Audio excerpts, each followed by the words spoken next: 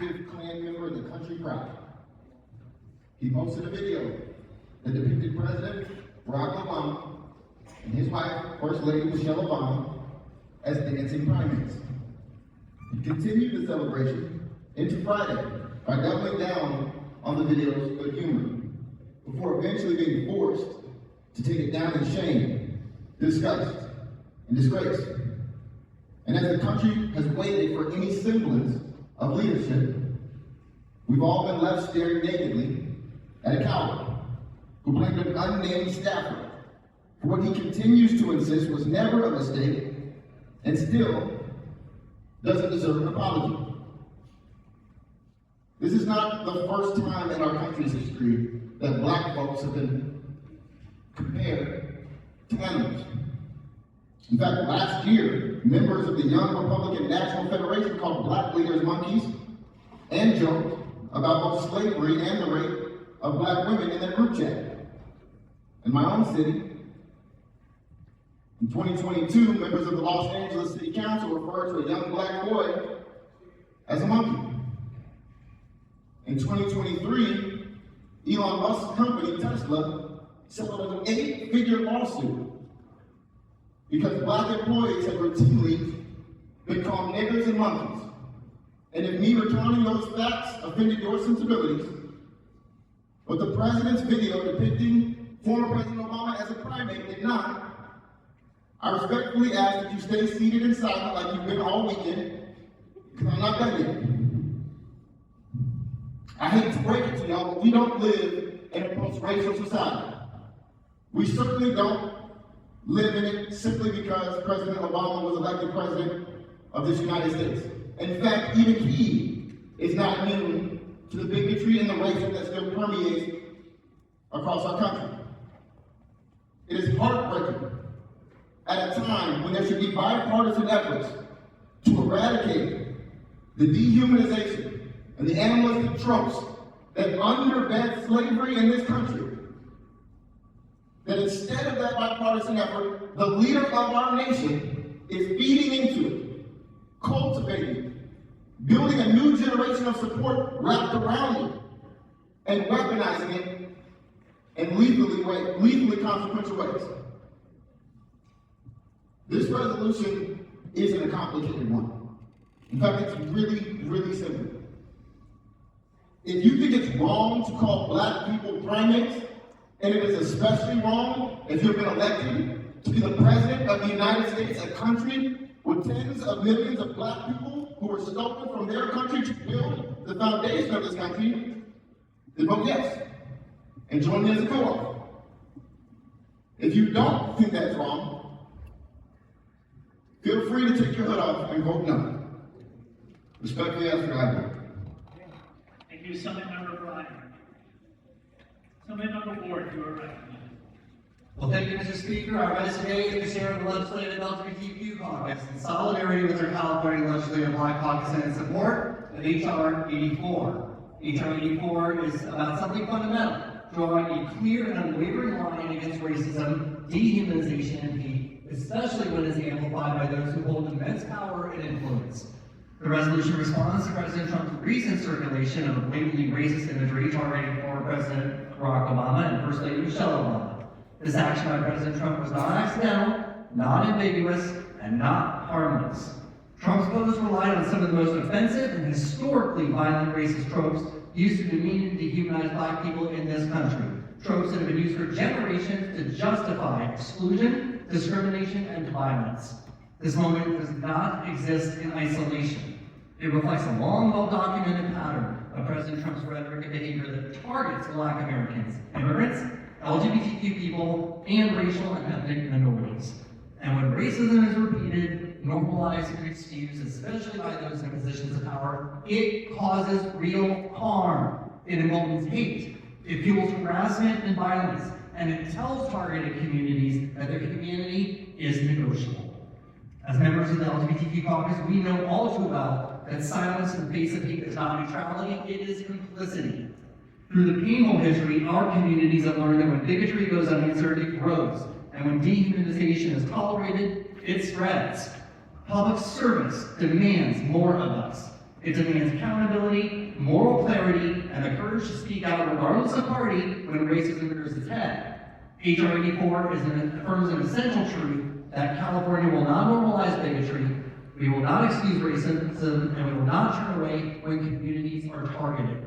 This resolution is a statement of values, a declaration that racism, especially when wielded as a political weapon, will be confronted, not ignored, and a reaffirmation of our collective responsibility to protect the humanity of all people. On behalf of the Legislative LGBTQ Caucus, I'm proud to stand united with my colleagues in the California Legislative Black Caucus in calling out racism in all forms and urge the President of the United States to end his racist actions. Equally so, we in the LGBTQ+ community stand in unity with the Black community members, and thank you, Mr. Speaker, members, I respectfully ask for your aye vote on H.R. 84. Thank you, Assemblymember Ward. Assemblymember Ortega, you are recognized. Good afternoon, Speaker and colleagues. On behalf of the Latino Caucus, I rise in strong support of H.R. 84, condemning the racism displayed by Donald Trump. Donald Trump's post was a clear act of racism, part of a long pattern that has fueled division and hate in this country. The man in the highest office continues to divide this nation, attacking the humanity of anyone who does not look like him, or who he does not see as American, including our former President Obama and First Lady. There are no excuses for this sort of behavior, for him or anyone else. But he has a pattern of attacking and dehumanizing us. In fact, he called his first presidential announcement calling all Latinos rapists and criminals. And while some continue to excuse him or say things like, oh, his comments are just racially loaded, racially sensitive, I'm here to tell you, the truth is, he's a racist, period, dot. So I thank my colleague for bringing forward such an important resolution and urge all of us to take a long look at ourselves in the mirror if we are silent in this moment. Thank you, Assemblymember Ortega. Assemblymember Fong, you are recognized. Thank you, Mr. Speaker, members. I rise on behalf of the Asian American Pacific Legislative Caucus in strong support of H.R. 84. I stand here today in solidarity with my colleagues condemning President Trump for sharing racist and degrading content involving former President Barack Obama and former First Lady Michelle Obama. This racist post is wrong, harmful, and unacceptable. Leaders should never amplify dehumanizing content. Racism and dehumanization have no place in our politics or in our communities, and we will not be silent. We will not normalize this racism. On behalf of the American Pacific Legislative Caucus, I simply urge a strong aye vote on H.R. 84. Thank you. Thank you, Assemblymember Fong. Assemblymember Gabriel, you are recognized. Thank you very much, Mr. Speaker. I rise today on behalf of the California Legislative Jewish Caucus to lend our voice to the chorus. I want to thank the Vice Chair of the Black Caucus and all of our colleagues who have brought forward this important resolution, and I want to emphasize that the Jewish Caucus stands with you. We stand in solidarity with you. We share your outrage at what transpired. We appreciate the way that you have spoken up. Ours is a community that is well aware of the consequences of dehumanization, what that can portend, and that's why it is so important that we push back, as our colleague from Los Angeles emphasized today. And we cannot allow this to become normalized. We absolutely can't allow this to become normalized. And I know, and it's been very painful for me to understand that this is an attack not only as an attack against a broader community, against a broader group of Americans, but it's also become a very personal attack against many of our Black Caucus colleagues. That happens very regularly, with a very high degree of frequency, in the most personal terms. And so I just want to say that we appreciate the grace and the courage to which so many of you have conducted your public service in the face of this racism. But we're here at a moment because the highest official in the land, the President of the United States, has chosen to amplify this from the biggest microphone, the biggest megaphone. And that was a profoundly scary moment for America, to see racism coming out of the White House in such an unabashed way. And it used to be that folks who were racist wanted to hide in the shadows and the corners and pretend and speak in code. And this is a permission slip for so many to just do it openly and honestly. And I do want to thank the chair of the LGBTQ caucus for reminding us that we have to stand up, because when bigotry goes unchecked, it grows. But I do also want to remind folks that there is another way, and I do want to appreciate that there are Republican elected officials that stood up and pushed back on the president. And I think that's really important. And it was just such a profound sort of accident of the universe. As I was coming up to Sacramento this morning, I happened to have a clip that showed up on my social media feed of Senator McCain in 2008. Some of you may remember this. It was about less than a month before the 2008 election. He was locked in a tight race with President Obama. He was doing a town hall in a swing state in Minnesota. And he got a question from a voter who attacked President Obama in very racist terms. And rather than let it slide, rather than try to earn that person's vote, he pushed back immediately. He pushed back on the racism. And he said, and I wrote it down, he said, "No man, he's a decent family man, a citizen that I just happen to have disagreements with on fundamental issues." And what an example for all of us, that irrespective of political party, and that we can stand up and push back on that racism. And I hope for a day in America when more people are willing to stand up and push back on it, even if it comes from their own party, especially when it comes from their own party. So with that, and on behalf of the Jewish Caucus, and with hope for a better way forward where we can all stand up, and where it isn't a complicated thing, say, enough to racism, and on an HR. Thank you, Assemblymember Gabriel. Assemblymember Schiavo, you are recognized. Thank you, Mr. Speaker and members. When I first saw this racist video, I was walking into my kids' bedroom in the morning to wake them up, as I do every morning, painfully waking them up. And my kid is used to me having the news on when I walk into the bedroom, and we listen to it together while we're getting ready and driving in the car sometimes. And my kid is, as many of you know, has been in this space a lot, is incredibly politically astute. And when I saw this, I gasped. And I still haven't talked to them about it. I couldn't tell them about it because it was so horrible. It was so horrible. And some of you may know that my kid is biracial. You know, President Obama looks like their dad. Like half of my family who are veterans and educators and public servants like the Obamas. And it was so shameful to see the President of the United States put something like this out. The kids are going to see about people who look like that. And I hope kids are not seeing this, but I know they are. And it's not by accident. This doesn't happen by accident. I have 3 staff and myself who approve everything that goes on my social media. And I'm just a state assembly member. If the president doesn't have better checks on what goes in his social media, then I am worried about how all decisions are made in the Oval Office.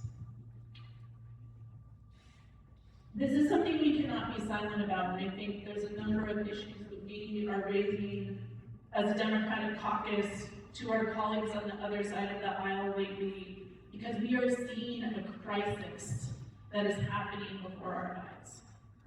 We are seeing a crisis in humanity and humility, in leadership, in empathy, in democracy.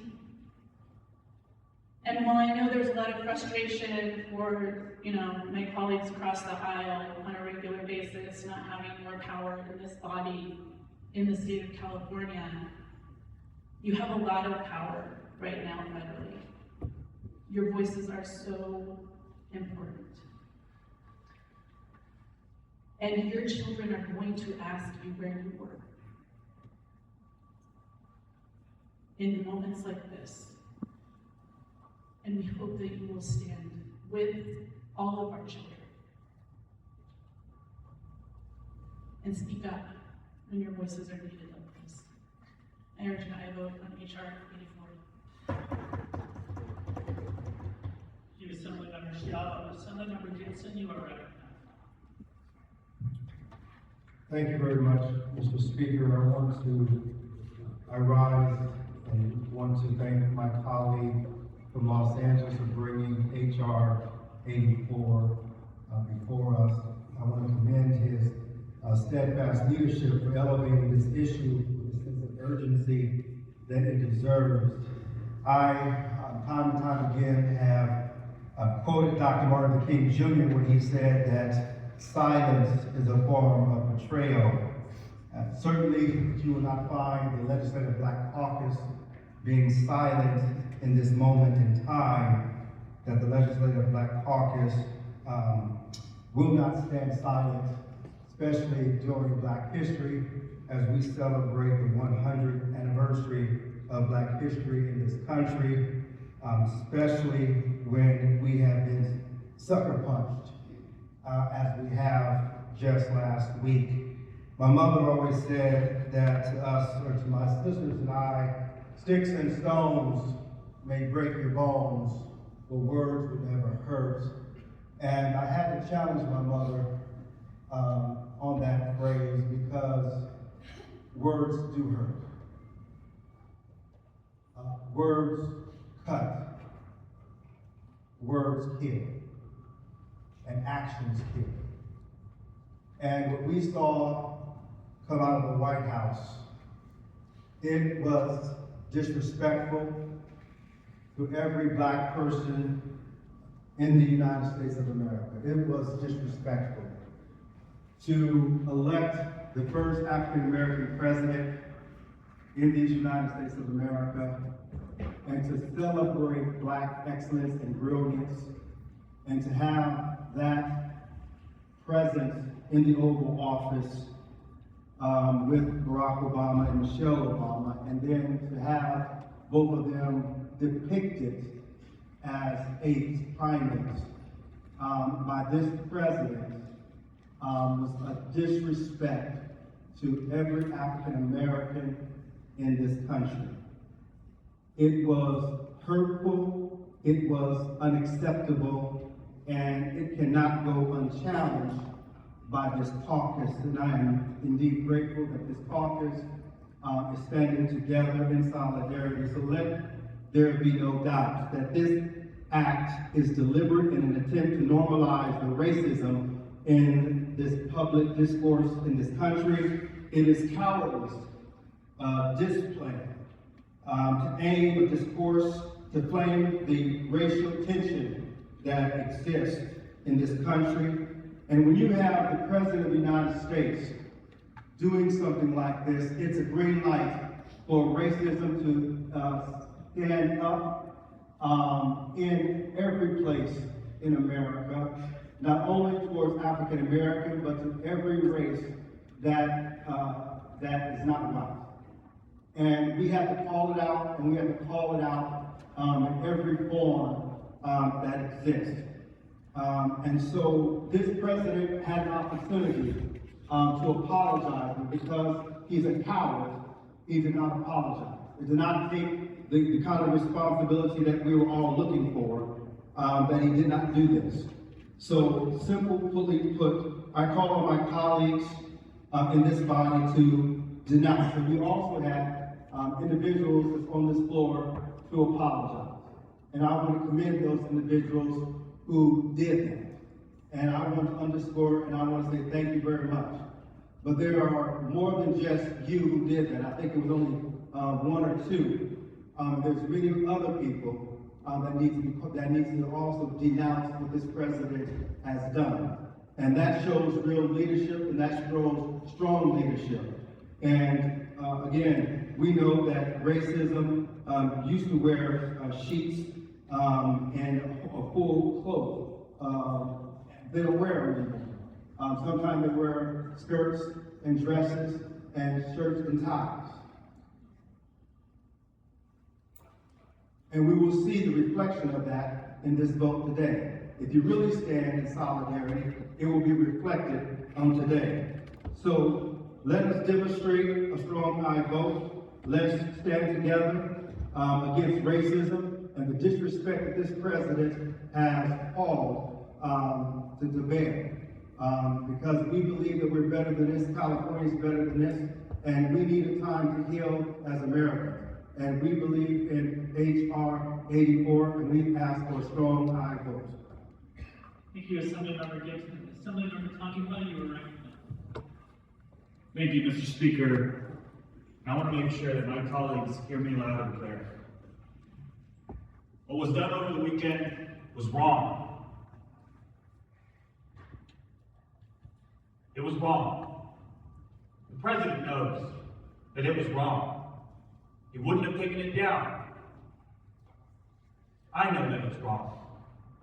I stand in solidarity with you because you deserve that respect.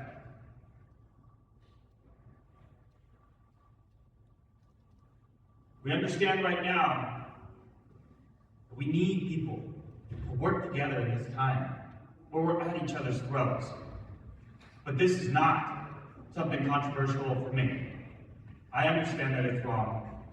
I share that sentiment with you, and I wanted to make sure that my words were on record in this building to call that out and to share my opinions with all of you. This was wrong. It's proven by the actions that were out there.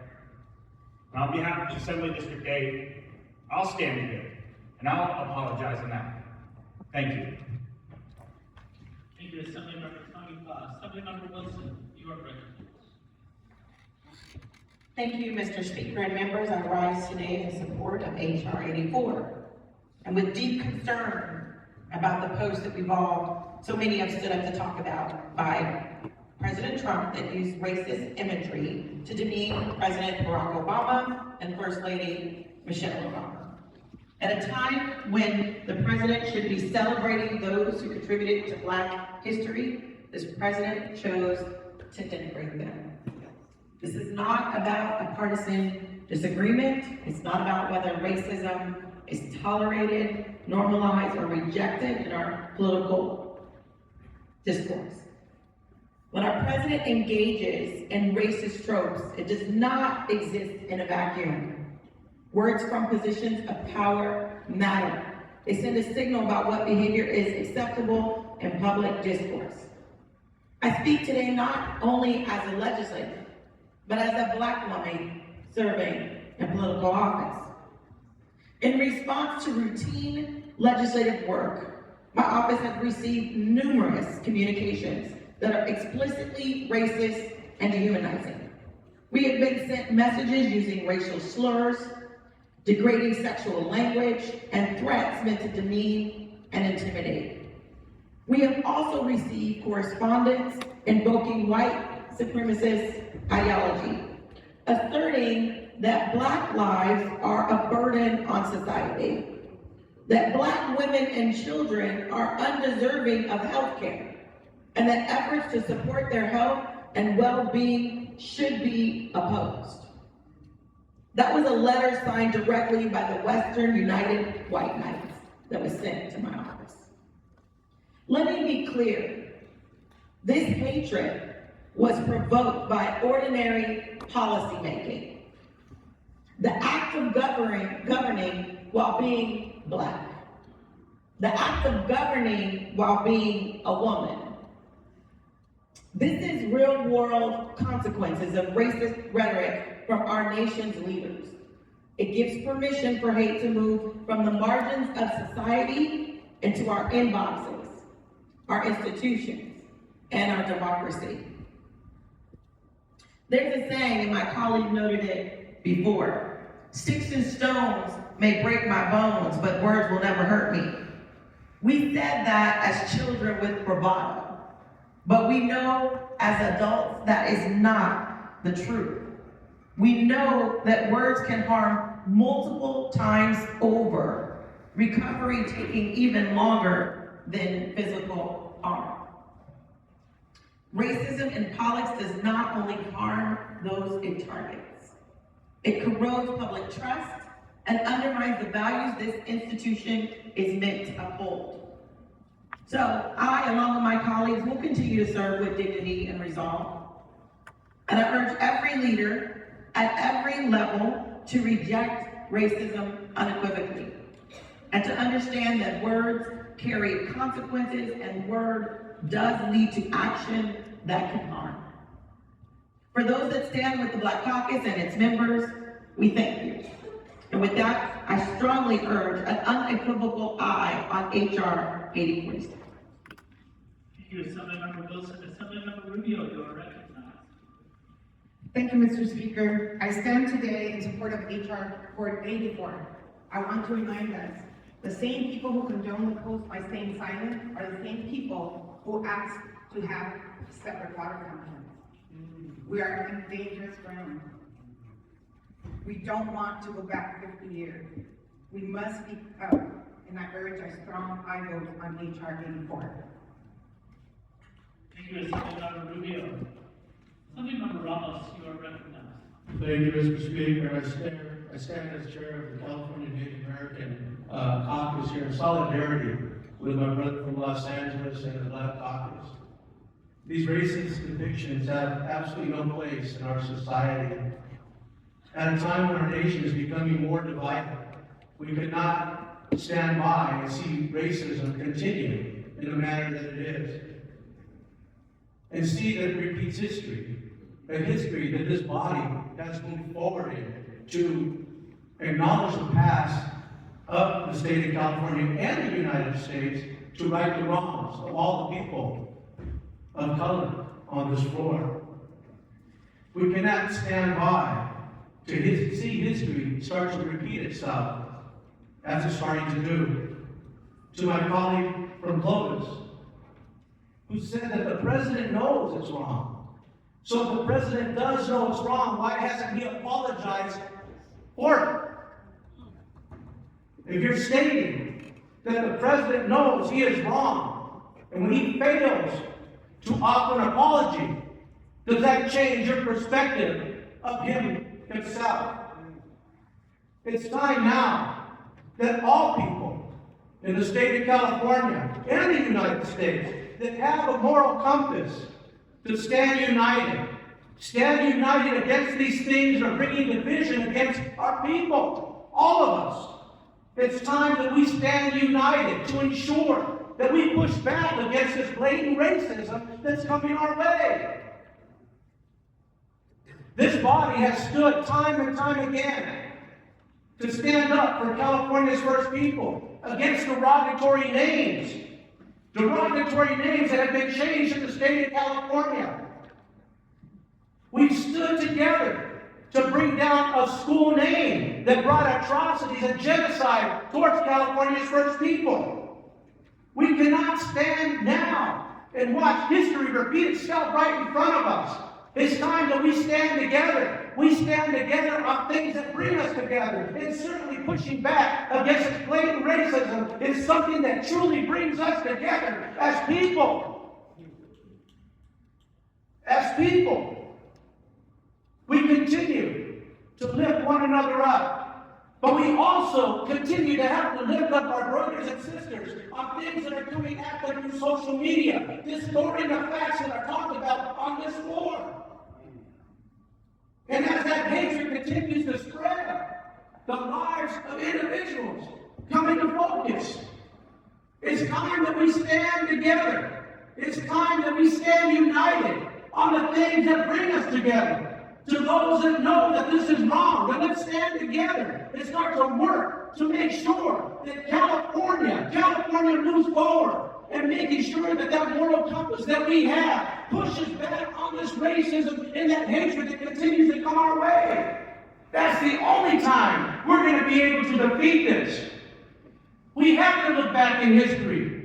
It seems that history is repeating itself, but we have a blueprint on how we overcome. And when we overcome, we stand united. And when we overcome, we stand together to ensure that the people's voices are truly heard in this chamber and in the state of California. I urge and I vote on HR 84. Thank you, Assemblymember Ramos. Assemblymember Navarro, you are recognized. Thank you, Mr. Speaker and members. HR 84 is being introduced during Black History Month. Let that sit with you. A time meant to celebrate the Black excellence, Black leadership, and Black contributions to this country. But instead of celebrating Black history, we're standing here confronting racism from the highest office. Racism that didn't belong in the past, and that sure as hell does not belong in the present. In today's climate, racist demonization has become louder, more visible, and normalized, especially online. It's disturbing and it's disgusting.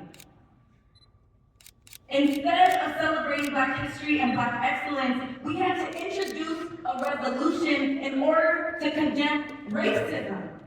And not just by anonymous users on the internet or immature young kids, but by the President of the United States of America. The same president that didn't even realize that he represents Puerto Rico. When racist dehumanization is normalized online, it desensitizes people to the real harm. That has real-world consequences. And when it's normalized by the leadership of this country, it doesn't just spread hate, it encourages and normalizes it. It authorizes it. Racism has become too visible. It's all over the place, and we're being asked to accept it as normal. We've stood on this floor to defend immigrants, communities of color, religious minorities, and anyone who's forced to face adversity. We cannot fall silent when racist dehumanization is directed at Black people. Our forever president, our first lady, any Black people, especially during Black History Month. California is a leader everywhere.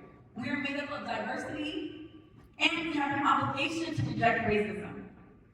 In California, we don't look away, we speak up. Look around this assembly floor. We are a diverse body, and every single one of us represents Black constituents who are watching how we respond to this. We all deserve dignity and respect. This is not a partisan issue. The color of our skin shouldn't be denigrated. No matter what side of the aisle you're on, a racist post, racist rhetoric, racialized hatred, no matter how you identify that, if it comes from the president, that should outrage you. This racist in chief and what he says should outrage you. And if it doesn't, we have a problem, a real problem. Thank you. Thank you, Assemblymember Navarro. Assemblymember for Silva, you are recognized. Thank you, Mr. Speaker. I too rise in solidarity with our Black Caucus, but also all of our caucuses, because what is happening with this post is just one of many. This president has shown a pattern of abuse, not just to Black individuals, our former president and his wife, but to so many. When he made the comment using the word retard, when he has his pet names for so many. Some think it's funny. All you have to do is Google, and there is a list of well over 20 names that he has called professionals. All you have to do is look how he treats women, particularly women journalists, calling them nasty, calling them many names. This is a pattern of abuse. Any of us in our jobs here on the floor, as we take ethic training, would be fired if not written up for these types of posts or remarks. And in fact, there have been elected officials who have resigned in Los Angeles A remark was made by the president of the Los Angeles Council, and she in fact resigned. In Orange County, in 2011, a council member from Los Alamitos actually posted about the Obamas being monkeys, and he resigned. If you Google this pattern, you will see these type of comments that have come out. This is not the first time. Sadly, it won't be the last time, because we have normalized calling names. Again, as a teacher, what do we teach our kids in the classroom? To be respectful, to be kind, all of these things, and yet, when the president from the highest office in our United States thinks it's cute or funny to call names, this is what we see happening. And then we get gaslighted for calling it out. This has become an everyday pattern, and it is a pattern of abuse at the highest office.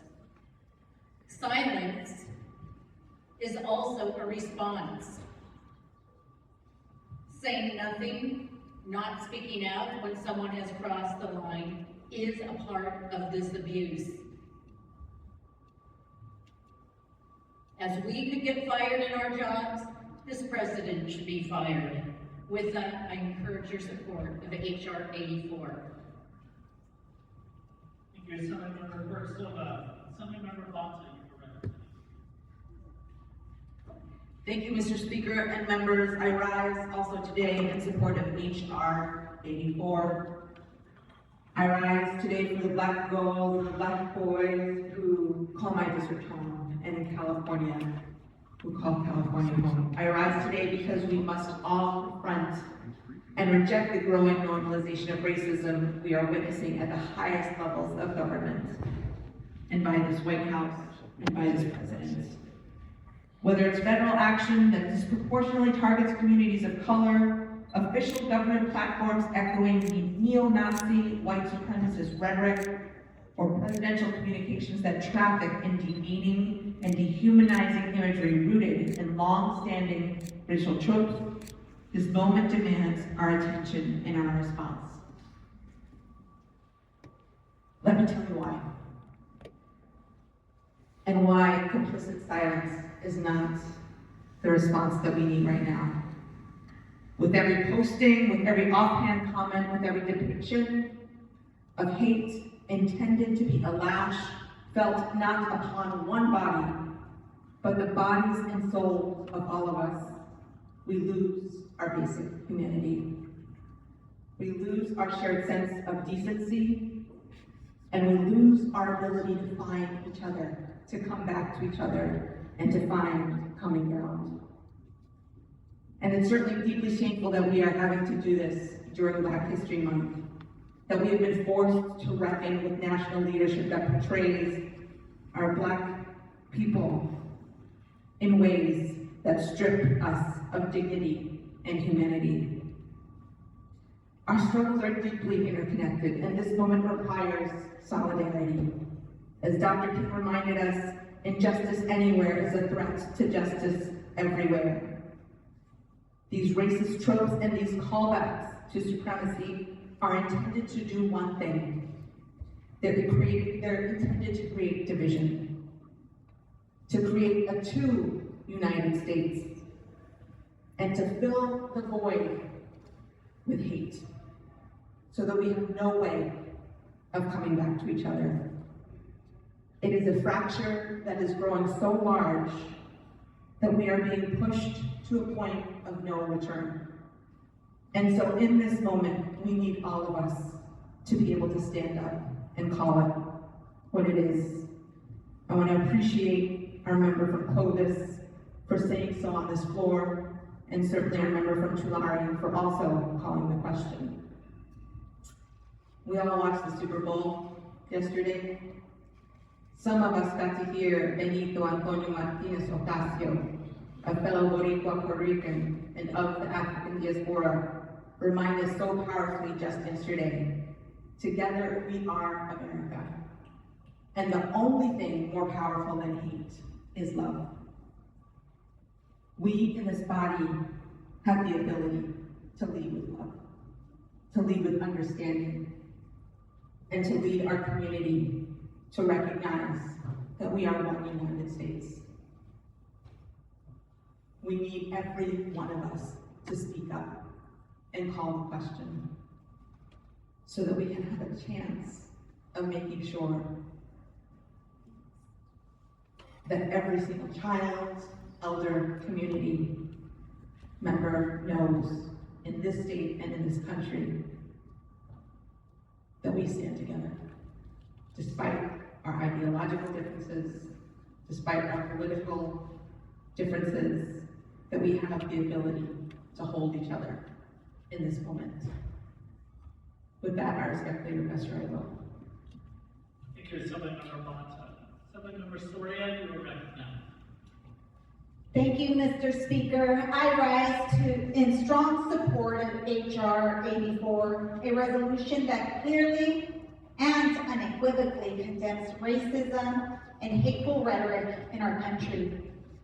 I do so not only as a legislator, but as a wife to a Black man, a mother of 5 Black children, and a grandmother to a beautiful Black granddaughter who deserves to live in a country that values their dignity and humanity. The recent racist post targeting President Barack Obama and First Lady Michelle Obama was painful. It was despicable, and it was beneath the office of the President of the United States. This was not politics. This was blatant racism. It was demeaning, dehumanizing, and dangerous. When the President of the United States, Donald Trump, uses racist language or imagery, it sends a message. It gives license for others to spew this same type of hate. And when that message goes unchecked, we normalize hate. We excuse cruelty. And we wonder why division and violence continues to grow in this country. We need leaders who will unite us, not divide us. Leaders who recognize the inherent value and dignity of every single person, regardless of the color of their skin, the country of their origin, their accent, their faith, or who they love. Silence is complicity, and I refuse to be silent today. I proudly support H.R. 84, and I will always stand against racism.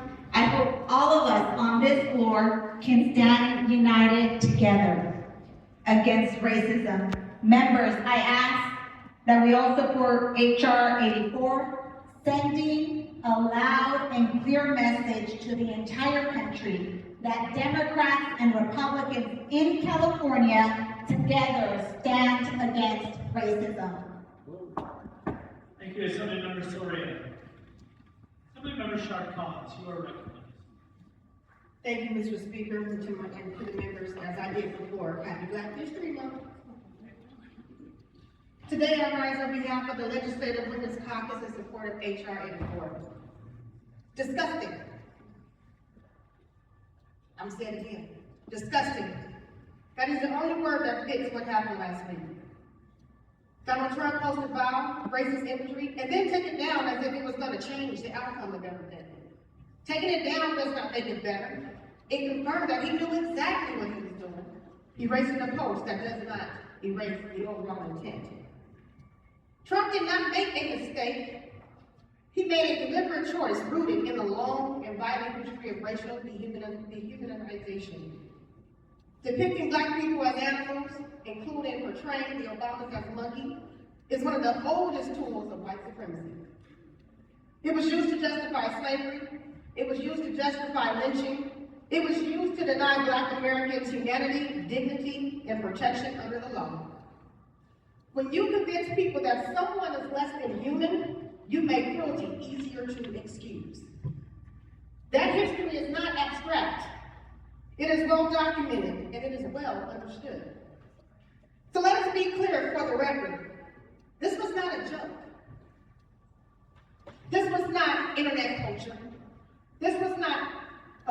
but harmless speech. This was racial dehumanization amplified by a former president of the United States and directed at the only Black president and first lady in our nation's history. And he is not speaking into a void. He is speaking to people who already want to believe that Black lives are worthless. They don't matter. That racism is being exaggerated. You know what I mean? It's being put on as extra. Racism does not exist. That cruelty can't be brushed off as politics. This is proof that racism truly exists. We see the world consequences of that mindset in rising hate, in emboldening extremists, and in the deadly outcomes tied to aggressive and dehumanizing policies, such as, let's talk about it, ICE and border control tactics, fueled by a climate that dehumanizes Black and brown communities that have already cost so many people's lives. Renee Nicole Good, Alex Credit, and Keith Porter have been murdered as a direct result of these aggressive politics. Somali child care centers are being targeted by Trump's harmful rhetoric. This is the human cost of normalizing cruelty. We must also stop pretending that accountability begins and ends with an apology, because it doesn't.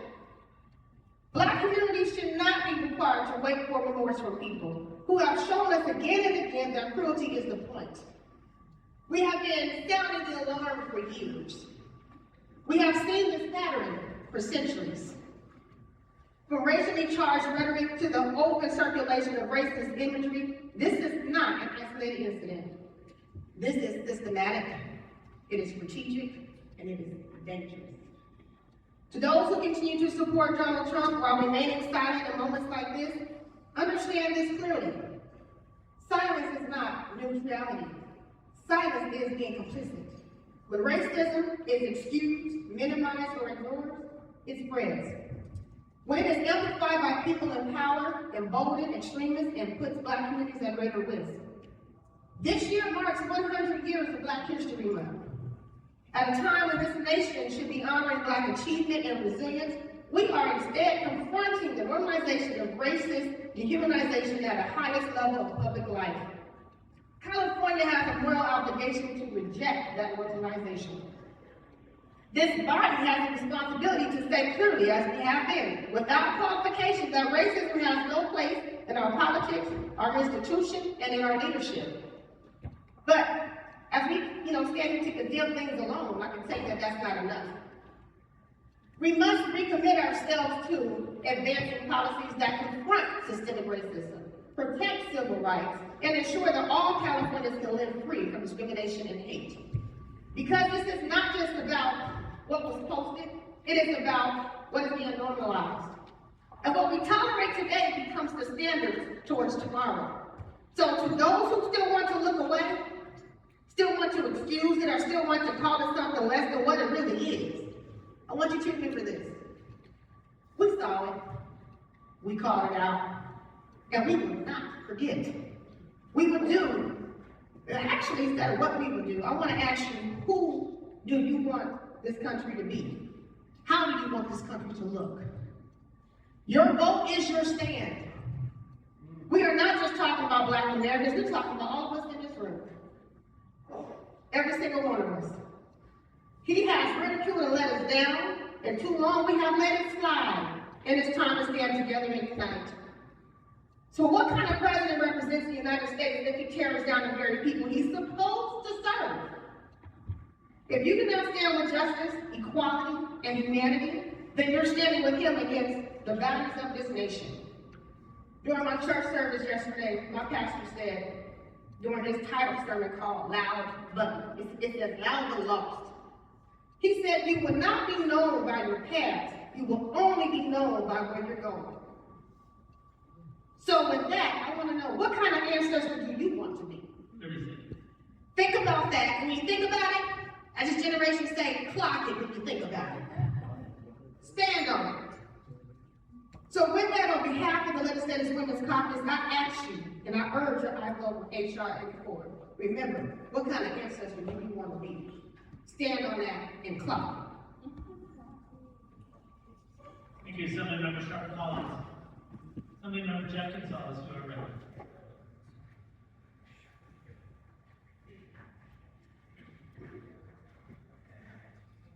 Mr. Speaker, members of this august body, and fellow Californians, I rise today not merely to speak on policy, but to speak on the soul of our Commonwealth.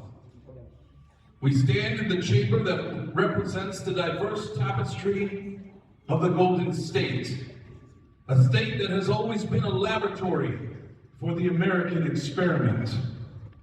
But as we deliberate on the laws of man, we must never lose sight of the higher law that governs the human heart. The great communicator who once occupied the corner office of this very building reminded us that freedom is never more than one generation away from extinction. I submit to you today that our unity is equally fragile. Racism is a ghost that haunts our history, but it does not have to be the architect of our future. As we look across the aisle, let us remember the words of Acts 10:34, God shows no partiality. If the creator of the universe, the one who fashioned the majestic Sierras and the vast Pacific, does not see a hierarchy in humanity, then by what authority do we? Every constituent we represent, from the bustling streets of Los Angeles to the quiet farmstead in Imperial County, bears the same image Dei, the image of God mentioned in Genesis 1. When we allow prejudice to seep into our discourse, our statutes, we aren't just failing a political test. We are violating the inherent dignity of our neighbors. In this chamber, we often talk about justice. But the prophet Isaiah gave us the true definition. To seek justice and correct opposition, and to correct oppression. This is not a partisan suggestion. It's a moral imperative. The scripture tells us in James 2 that if we show partiality, we commit sin. In California, we pride ourselves on being a shining city on a hill for the rest of the world to see. But that light is dimmed every time a young man is judged by the shade of his skin rather than by the depth of his character. It is dimmed every time the stranger residing in our land is treated with anything less than the love we owe ourselves, as commanded in Leviticus 19. I have a dream today that this assembly floor will not be a place of division, but a place of reconciliation. I dream that we look upon each other and see what the Apostle Paul saw, that there is neither Jew nor Greek, neither slave nor free, for we are all one. We are a diverse multitude, much like the vision in Revelation 7 of every nation, tribe, and tongue. That diversity is not our burden, it is our blessing. It is the source of our strength and the fuel of our innovation. Let us resolve as leaders of this great state to walk humbly. Let us look past the outward appearance. For as 1 Samuel 16 teaches us, man looks at the surface, but the Lord looks at the heart. Let us craft laws that reflect the content of that heart. Let us build a California where every child, regardless of their zip code or their heritage, can stand tall and say, I am an American, I am a Californian, and I am free. Thank you, Mr. Speaker. I yield the floor. Thank you, Assemblymember Jenkins. Seeing and hearing no further debate, Assemblymember Bryan, would you close? Thank you to all my colleagues, including those across the aisle, who are going to support this measure. Also, thank you to our colleague from Tulare who's not here today, but posted support or condemnation, I should say, of the president online for a brief moment is seeing what it feels like to be a black legislator. 17 years ago, I was sitting in my junior English class. I was failing that class. And I watched the inauguration of President Barack Obama. And it was the first time in my life I knew of more. I saw more of what I could be. Prior to that, I was coming to grips with the idea that I wasn't going to play college basketball. And I didn't know what was next. Probably running the streets and running my mama crazy, like my friends. It was the election of President Barack Obama that helped me transition into political science student of the year, my senior year, and ultimately on this assembly floor when I was 29 years old. That's the power of an example. And not at any point did I see him as a primate. I saw him for the smooth, swaggered out brother that he was, cloaked in brilliance and black excellence. And I believe I can embody that. To the Republicans who left the floor earlier, I understand that you don't see that in the White House today. That you see a coward who would rather blame an unnamed staffer for the racism spewing out of his Truth social media account than to take accountability and responsibility for the hatred and division that he's calling. But let's be clear, it wasn't an unnamed staffer who called Texas to gerrymander black districts. It wasn't an unnamed staffer who dismantled the Department of Education that gives funding to poor, disadvantaged black schools. It wasn't a black staffer who removed references to black history from federal websites. It wasn't a black staffer who cut the health care from struggling black families. That was your president. And he hasn't apologized for any of those efforts. But in this instance, you can't cloak it. You can't hide it in rhetoric. It was clear. It was shameful. It was harmful. And to the 10 million black children across this country who don't know how to see themselves in the mirror because their president has told them that they are primitive, that they are subhuman, that they are less than, I hope that you see California standing up today. I hope you see the members of this Legislative Black Caucus, and I hope you know that the biggest state in this union has your back. Because here in California, you are not subhuman, you are not less than, you are not a monkey. You are brilliant, you are beautiful, you are full of potential, and we're going to do everything we can to help you realize that potential. I respectfully ask your honor. Someone number one, do you wish for the first roll to be open for co-authors? Absolutely. Okay. Symbol number has asked for the first roll to be open for co-authors. The clerk will open the roll. All members vote who desire to vote for co-authors members. All members vote who desire to vote for co-authors. All members vote who desire to vote.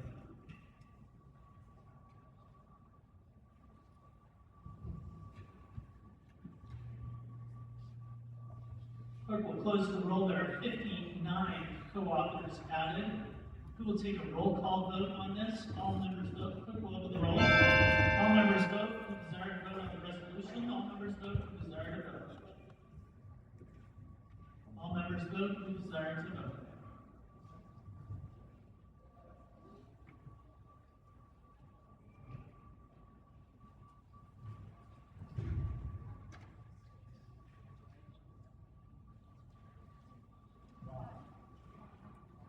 Clerk will close the roll. Tally votes aye 61 to 0. The resolution.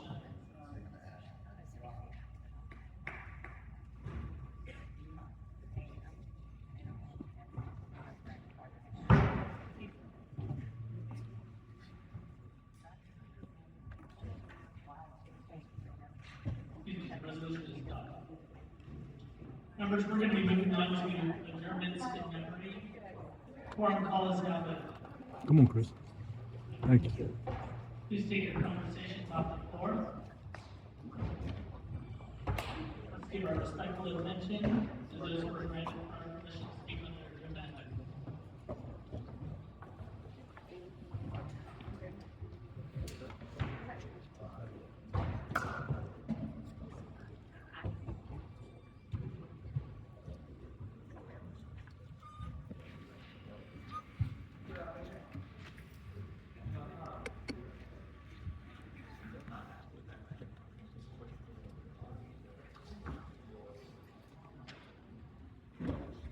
Right on, brother.